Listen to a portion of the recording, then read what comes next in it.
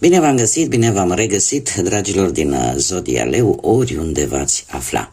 Iată-ne din nou împreună la o nouă lectură generală pentru următoarea perioadă a lunii octombrie, mai precis perioada cuprinsă între 6 octombrie până pe 12 octombrie inclusiv, așa că toți cei care aveți soarele, luna, Venus, ascendentul sau oricare alt aspect astral important pentru voi din harta voastră natală și care are legătură cu Zodia Leu, această lectură este de asemenea și pentru voi. Ca de fiecare dată vă readuc aminte, este totuși o lectură generală, așa că vă rog să luați decât acele mesaje care rezonează cu voi. Restul lăsați-le să zboare în univers, pentru că sigur sunt pentru alte energii care într-o mai mică sau mai mare măsură au legătură cu Zodia Leu. Și haideți să începem cu oracolul Lenormand, să vedem care este, stați să vedem cum formulăm, care este situația cea mai importantă de știut pentru dragii mei din Zodia Leu în această săptămână cuprinsă între 6 și 12 octombrie. Care este situația cea mai importantă de știut pentru dragii mei din Leu? Să vedem.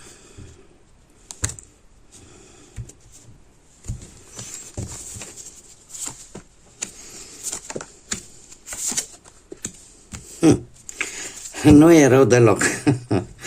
Dragii mei, dragi, ceva plăcut, ceva amabil. Poate să fie vorba de mici sume de bani care să vă vină de la o instituție mare și să fie ceva destul de plăcut, logic. Vă pică bine și lucrul ăsta vă bucură. Cum de asemenea poate să fie într-adevăr și un gest de amabilitate. Un gest de amabilitate cumva vis-a-vis de o mică bucurie care are legătură ori cu o instituție mare, o clădire mare, ori ceva care vă poate scoate din această stare de singurătate, de solitudine. Pentru că turnul în Lenormand nu are aceeași simbolism, nu are același simbolism ca în tarot. Ne poate vorbi și despre singurătate, ne poate vorbi și despre izolare. E posibil ca unii dintre voi, din păcate, să fiți poate internați, să aveți ceva probleme de sănătate și să fiți internați poate într-un spital și să primiți o mică bucurie. O mică bucurie de la cineva foarte amabil și să-l vedeți ca pe un cadou pe care îl primiți.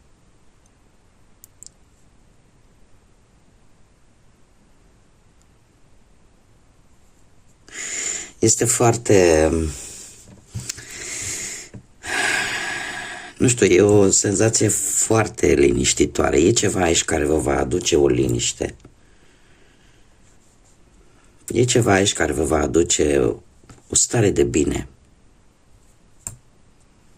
Într-un moment în care e posibil nici să nu prea mai întrezăriți multe speranțe. Cu toate că voi ca și zodie sunteți și voi o zodie foarte energică, foarte dinamică, doar că indiferent și independent de ce zodii vorbim, suntem în primul și în primul rând oameni.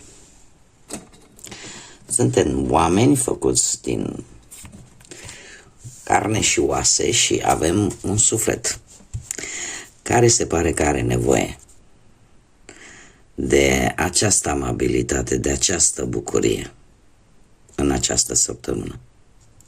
Am momente, trebuie să vă mărturisesc un lucru, am momente când pun cărțile și simt așa, ceva plăcut. Am momente, desigur, când resimt anumite energii un pic mai negative. Dar e starea de fapt de atunci, din momentul respectiv. Nu vreau să spun că sunt vreun mediu, nu vreau să spun că, mamă, ce puteri supranaturale am. Doar vă spun ceea ce eu simt în acest moment. Și o stare de pace și de liniște. Tare mult mi-aș dori să o simțiți și voi. Sau să reușesc cumva să vă transmit. Haideți să vedem ce ne spune tarotul, ce vine pentru dragii mei din Leu în această săptămână cuprinsă între 6 și 12 octombrie, atât pe plan profesional, financiar sau sentimental.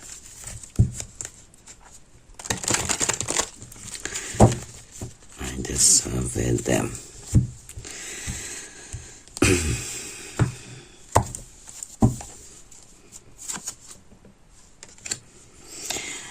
Pe plan profesional, într-adevăr ceva se schimbă, dragilor.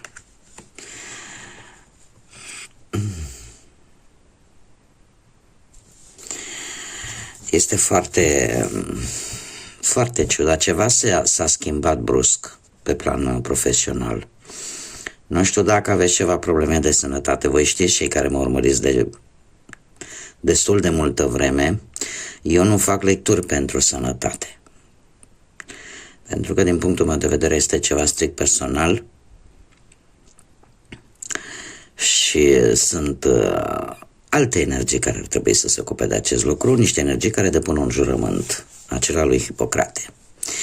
Dar revenind, nu știu, ceva s-a întâmplat aici, nu știu dacă aveți ceva probleme de sănătate, să cereți, poate, și sunteți speriați de acest lucru, pentru că e posibil să fie nevoie, nu știu, de vreun concediu medical, nu știți dacă vi se aprobă și dacă vi se aprobă, dacă rămâneți fără muncă și tot felul, cumva aduce, cum să spun eu, destul de multe complicații, cel puțin în mintea voastră. Cel puțin în mintea voastră, vă faceți foarte multe griji vis-a-vis de, cum să spun eu, cu acest 4 de spade, dacă, de exemplu, în mare parte îmi vorbește de odihnă, în mare parte îmi vorbește de acea nevoie de a te recupera sau pentru unii dintre voi ceva s-a întâmplat la locul de muncă, cu afacerea voastră, cu, nu știu, pe ideea că trebuie să vă găsiți ceva de muncă și apare totuși o stare de oboseală acută, care într-un fel sau altul vă va face să forțați un pic lucrurile. Să forțați un pic lucrurile și de aici poate să ducă și la și mai multă anxietate, la și mai multe nopți nedormite, la și mai multe gânduri negative. Eu acum nu pot să vă las așa, că n-am cum să vă las.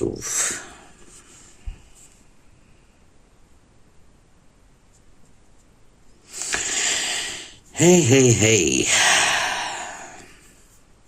Dragii mei, pe partea asta muncii, în mare parte, voi nu prea stați bine la capitolul mental, în sensul, nu mă înțelegeți greșit, că nu v-am făcut nebuni.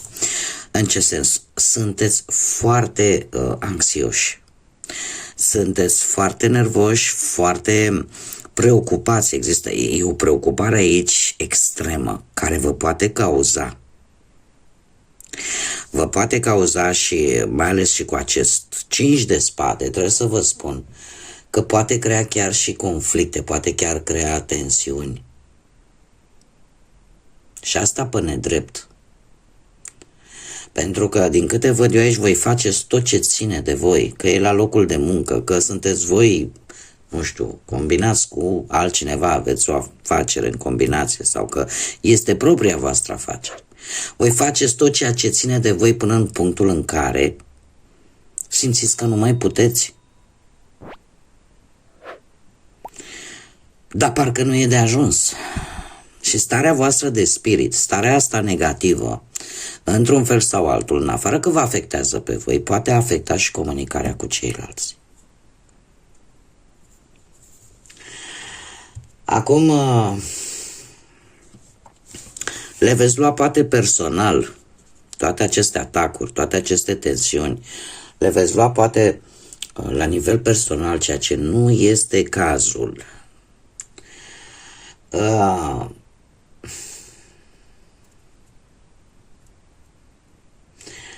Ar trebui, poate,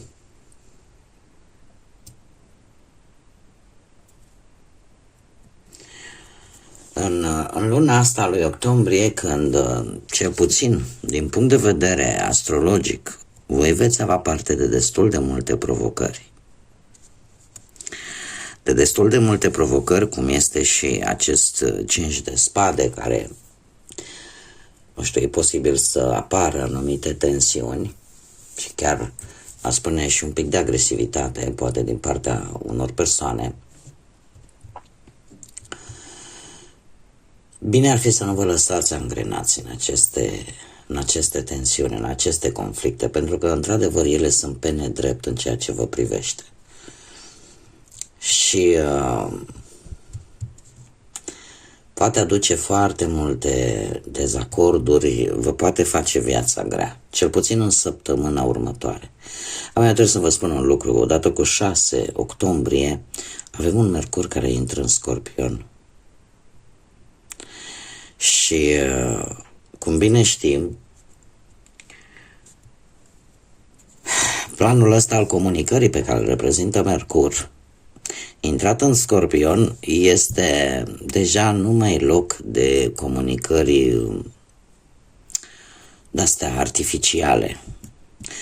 Se pot ivi situații în care să se spună adevărul așa verde în față. Pe de altă parte, mai e și o lună plină, imediat pe 7, în Berbec, o altă planetă de foc,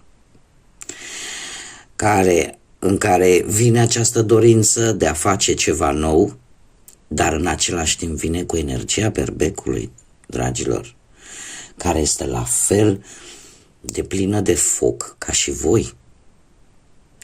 Cumva este, aș zice că este o combinație între foc și apă. Cumva dialogul, comunicarea, într-adevăr trebuie să fie una reală, onestă, transformatoare, profundă, dar mare atenție, făcută într-un mod inteligent, pentru că alminter poate crea neînțelegeri, poate crea conflicte. Și din câte văd eu aici, e cam cazul vostru. Este cazul vostru, alegeți-vă cu grijă cu cine conversați în această săptămână care are legătură cu munca, cu viața voastră profesională, cu cariera voastră profesională, pentru că nu sunteți în cea mai bună formă și vă poate cauza.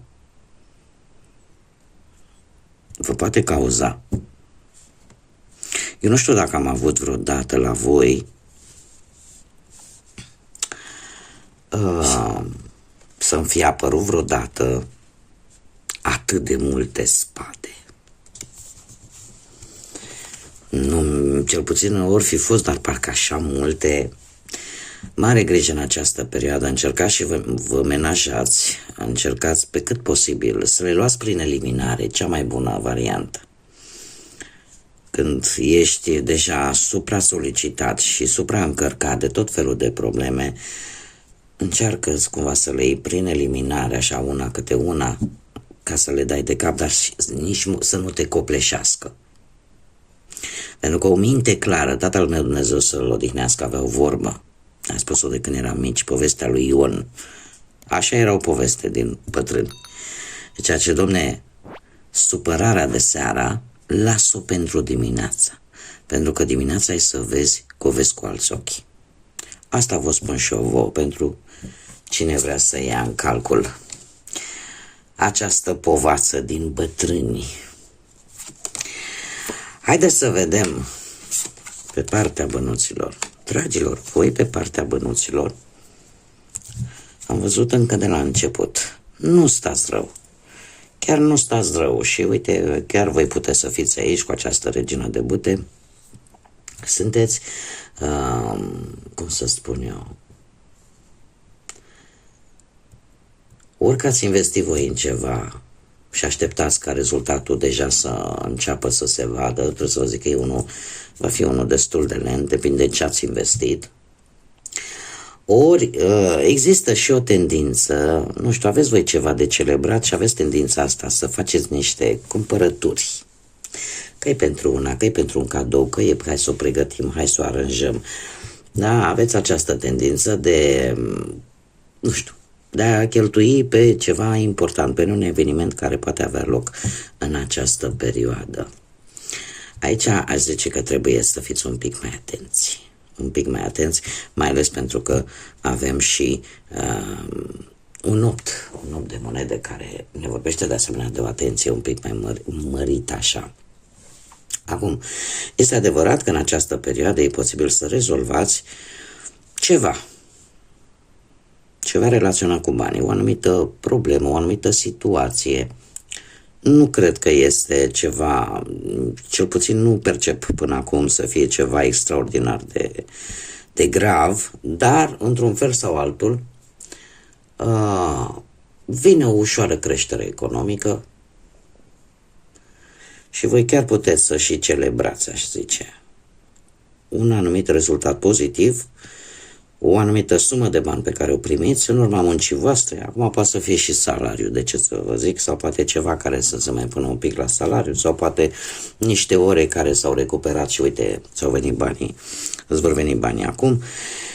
E vorba de un succes mic, așa cum bine am văzut, un succes mic care te ajută să rezolvi o anumită temă materială sau pur și simplu aduce așa o mică îmbunătățire materială în această săptămână.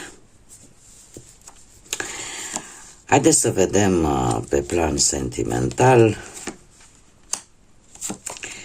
și dă-i cu spadele.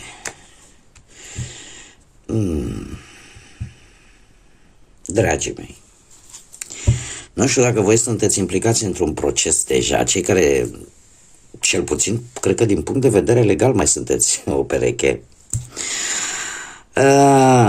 De ce spun acest lucru? Pentru că anumite vorbe or să vă doare.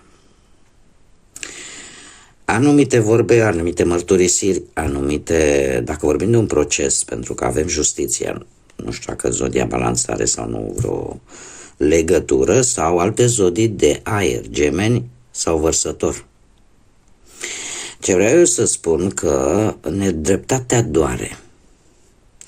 Doare tare. Există anumite posibil, mai ales dacă treceți printr-un proces legal, mă refer. Și chiar dacă nu e proces legal, dar în mare parte eu pe ăsta pun accentul, vor fi niște vorbe care or să vă doară. Sunt persoane care, de exemplu, sunt mai afectate de cuvinte, de puterea cuvântului sunt mai afectate decât poate dacă le-ai da o palmă.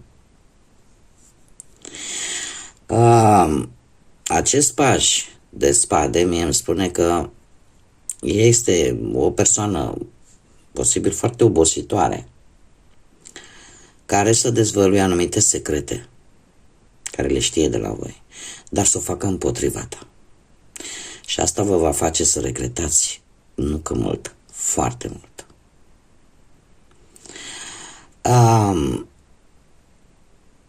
Trebuie să vă spun că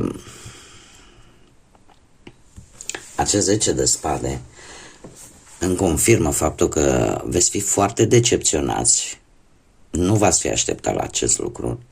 În schimb veți descoperi, va ieși la lumină toate măgăriile și toate jocurile ascunse pe la spatele vostru. Va fi într-adevăr o schimbare dramatică, dar în felul acesta, pe calea asta grea din păcate, se va face dreptate.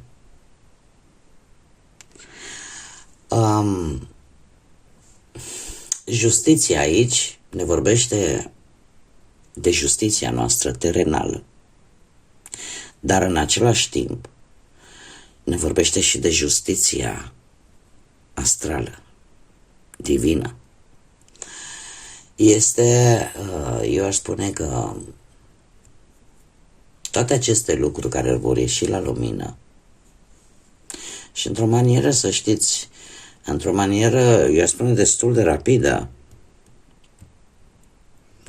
orică voi veți afla niște informații care vă vor dărâma un pic, cel puțin pe interior, chiar dacă voi nu o să o arătați, într-un fel sau altul va duce la aflarea unui adevăr, va duce la a se face ceea ce este corect, ceea ce este drept. Există, știți cum e, că echilibrul se obține, cel puțin în justiție, în mod normal, ținând cont de cauză și de efectele pe care acestea le-a produs. Așa că mie îmi pare rău, dragilor, că vă dau aceste vești, dar știți cum e, eu nu pot să vă mint și să vă spun ceea ce cărțile nu mi-arată. Și de data aceasta, cărțile mi-au expus aceste situații. Va fi un moment, veți traversa un moment destul de dureros, chiar dacă, dar în felul ăsta cumva se va afla adevărul, se va face dreptate, indiferent că vorbim de dreptatea justiției terenale, asta de aici de pe pământ, sau dreptatea justiției divine. Pentru că decât să trăiești, știți cum e, decât să trăiești o viață întreagă în minciună, mai bine. Întotdeauna era o fabulă apropo de adevăr și minciună și uite că nu mai mi-aduc eu aminte exact, știu doar că de fiecare dată minciuna era foarte bine îmbrăcată, pe când adevărul, săracul, stătea mereu gol-goluț. Bun, haideți să vedem pentru cei care sunteți singurei. Cei care sunteți singurei, dragilor, voi primiți un apel, un telefon, o veste într-un mod foarte rapid, care parcă vă bagă în priză, așa, și începeți repede, hai să ne organizăm, hai să facem paia, o veste care vă, nu știu, vă pune un pic bateriile așa. Este ceva legat poate și de o noapte amoroasă, de întâlnirea cu cineva de care voi sunteți, cum să zic eu, nu neapărat că formați o pereche, dar eu cred că petreceți nopți foarte pasionale în această săptămână. Nu știu dacă e dintr-o zodie de foc, la fel ca și voi, în mare parte aici eu am berbec, Capricorn,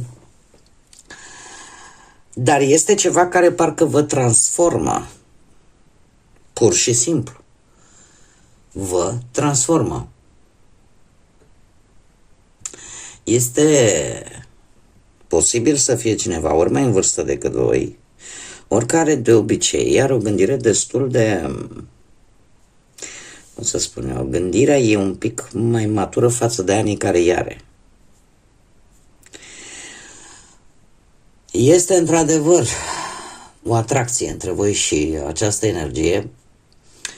Totuși, ce este, trebuie să vă spun un lucru, toate cărțile de aici sunt arcane majore. Iar ce se va întâmpla în săptămâna asta pentru cei care sunteți singuri va avea o conotație foarte importantă pentru voi. Ce vreau să spun? Este într-adevăr o conexiune care e bazată foarte mult pe pasiune, pe atracție fizică, pe chimie dintre voi. Nu mi-apar sentimente, dragilor, aici. Nu mi-apare emoție. Asta nu înseamnă că nu o să apară poate pe parcurs. Dar un telefon, un apel, o veste, o să vă pun așa, în mișcare brusc. Da? E posibil să fie și cineva din trecutul vostru. E posibil și acest lucru. Așa că pentru voi, dragilor, care sunteți singurei, o săptămână destul de agitată. Haideți să vedem și ce mesaj important am pentru voi, dragilor, din Leu în această săptămână 6-12.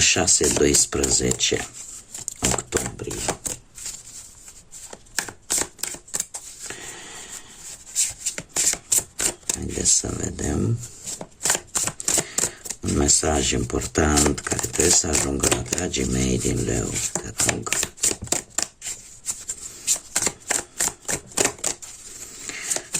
Un mesaj, te rog.